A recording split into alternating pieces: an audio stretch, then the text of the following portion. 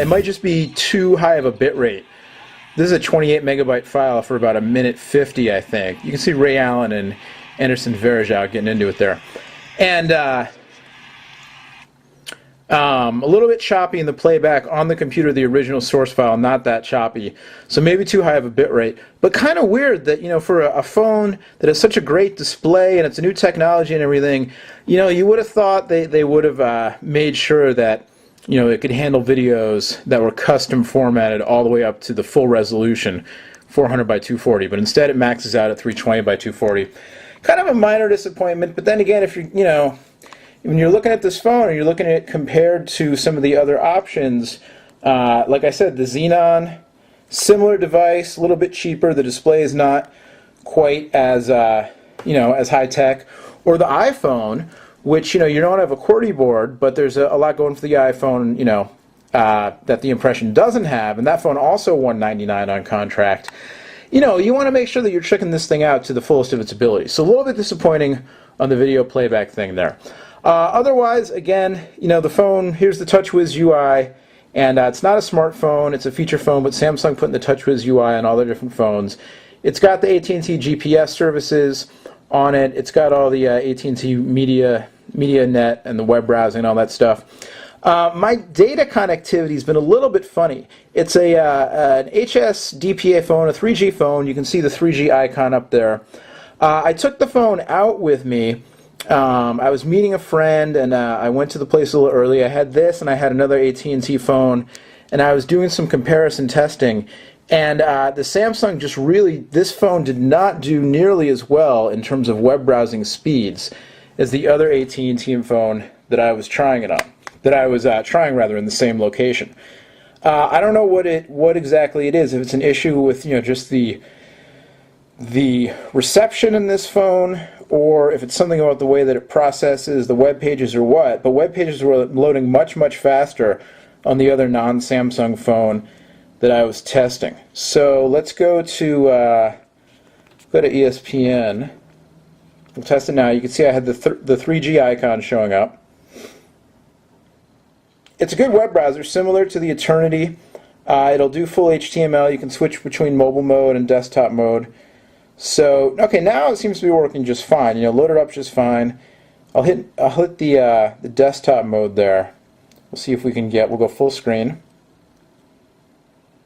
And so here's your ESPN page, and you can scroll around pretty easily. This is the mobile page, obviously. Let's see if we can get into the full desktop mode.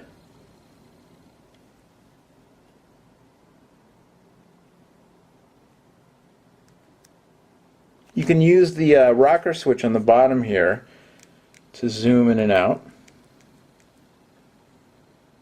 So we'll zoom in. Oh, I guess we must have gone back to MediaNet Home there. Oops. Alright, well let's go. Let's see if we can get back. Oh, I see. I clicked on the ABC News link by accident. There we go.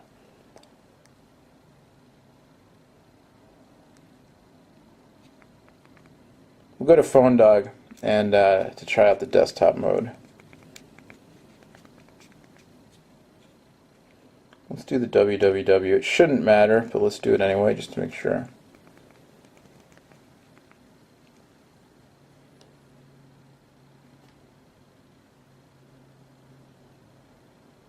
So Phone Dog's page, it's not a mobile optimized page, so it should take a little bit longer to load, but we'll see how long it really takes.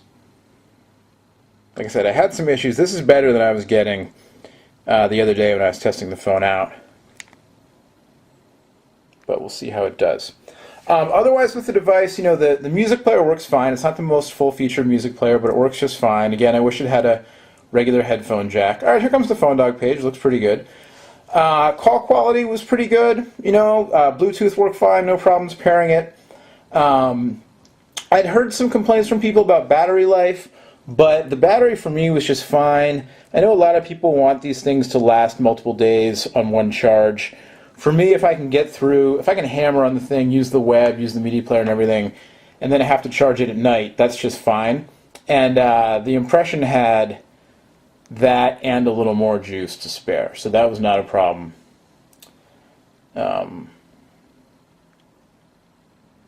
We'll switch this back to the regular formatting.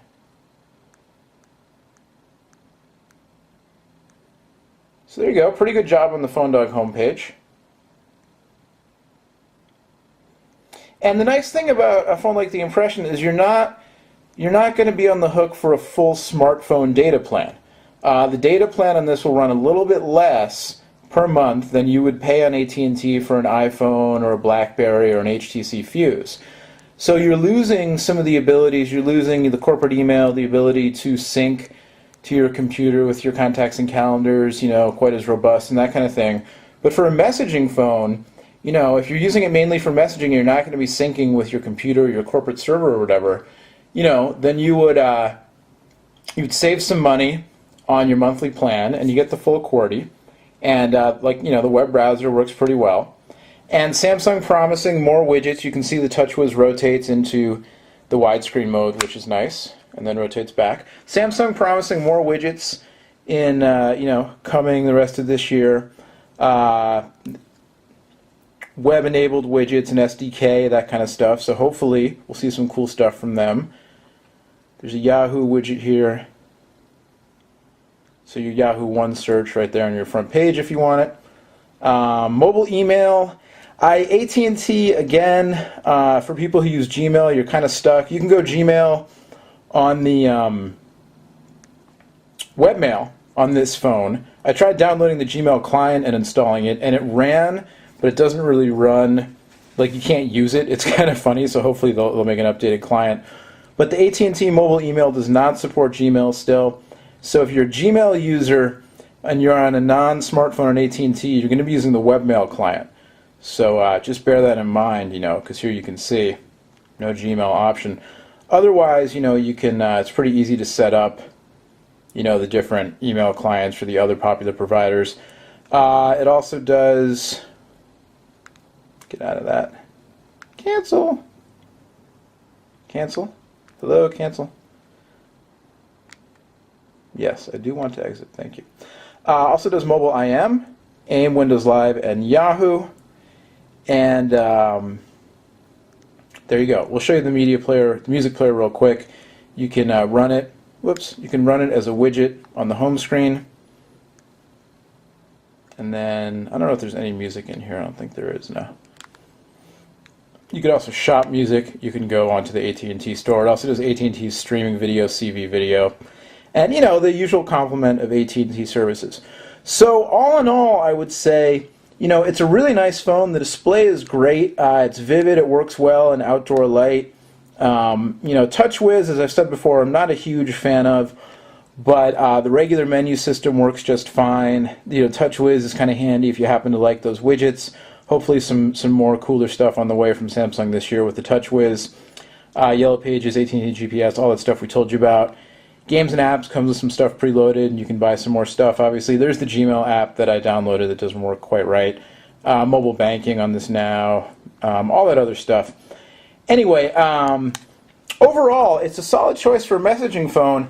Again, though, with the $199 up front, it's going to be tempting to look at iPhone instead, except that iPhone doesn't have the keyboard and iPhone's data plan is considerably more each month. Or to look at the LG Xenon, which is very similar in a lot of ways. The screen technology, obviously not quite the same, not as big, not as bright, but still, just saw it at CTA, haven't got one to review yet, but Xenon looks like a nice phone, and it's $99 up front instead of $199. So hopefully, when you're making your decisions, you can decide if this is worth it or not. Price aside, again, nice phone. I had some connectivity issues in my testing, out and about. But right now it's working just fine, so no real issues there. You do get, apparently I'm having some trouble with the lock button though. You can see there the 3G Plus icon right now, so there you go. You get the full HTML browser, all that good stuff. And the QWERTY board, generally really nice. The space key, kind of weird, at least on my device. If you have an impression, let me know, if you have any issues with the space key. So overall, I'm going to give this a thumbs up, except I think it should be a little bit cheaper. I'd love to see this phone at like $129, $149, even $99. Then I think it would be, a really great buy. As it is for $199, it's up to you. Is it worth it to pay a little bit extra for the AMOLED display? Only you can decide. It sure is pretty though. All right, that being said, speaking of pretty, where am I here? There we go.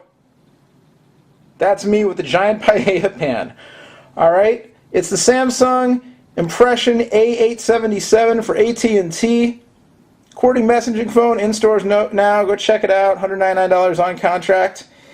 And we will have more on the new phones. I got the Propel Pro. Hopefully we'll be getting those the Xenon and the Neon soon as well. AT&T Nokia E71X coming out soon. Lots of new AT&T stuff for spring. And we'll cover it all for you on PhoneDog.com. Until next time, that's me. I'm the bald guy with the glasses. I'm Noah. PhoneDog.com. Head on over. You can play the One Pod Bandit. Maybe you'll win a phone. Thanks for watching. We'll see you later. Bye-bye.